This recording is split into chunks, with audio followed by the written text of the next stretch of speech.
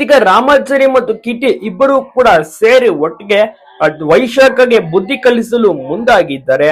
S ಹೌದು, shock ಆಗ್ಬಿಟ್ಟಿದ್ದಾಳೆ ಇದೀಗ ವೈಶಾಖ. ಅಂದ್ರೆ ಮನೆ ಒಳಗಡೆ ಬರ್ತಾರೆ, ರಾಮಾಚಾರಿ ಯಾರು ಕಿಟಿ ಯಾರು ಅಂತಾನೆ ಗೊತ್ತಾಗೋದಿಲ್ಲ, ಒಂದೇ ತರ ಕಾಸ್ಟ್ಯೂಮ್ ಅನ್ನು ಹಾಕೊಂಡಿದ್ದಾರೆ.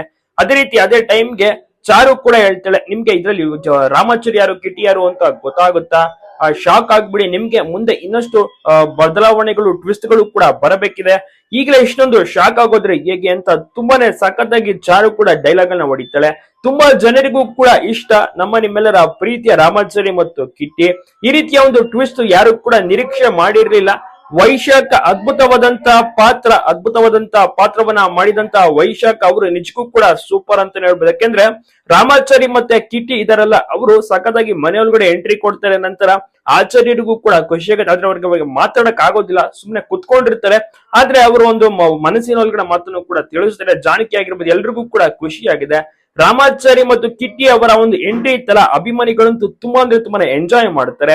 ಸೊ ಏನ್ ವಿಚಾರ ಅಂದ್ರೆ, ಇದೀಗ ವೈಶಾಖ ಸಿಕ್ಕಿ ಬೀಳ್ತಾಳೆ ಅನ್ನುವಂತ ಭಯ ಮತ್ತೆ ಅನ್ನುವಂತ ಟೆನ್ಷನ್ ಇದೆಯಲ್ಲ, ನಿಜಕ್ಕೂ ಕೂಡ ಆಕೆಗೆ ಜಾಸ್ತಿ ಆಗ್ಬಿಟ್ಟಿದೆ. ಯಾಕಂದ್ರೆ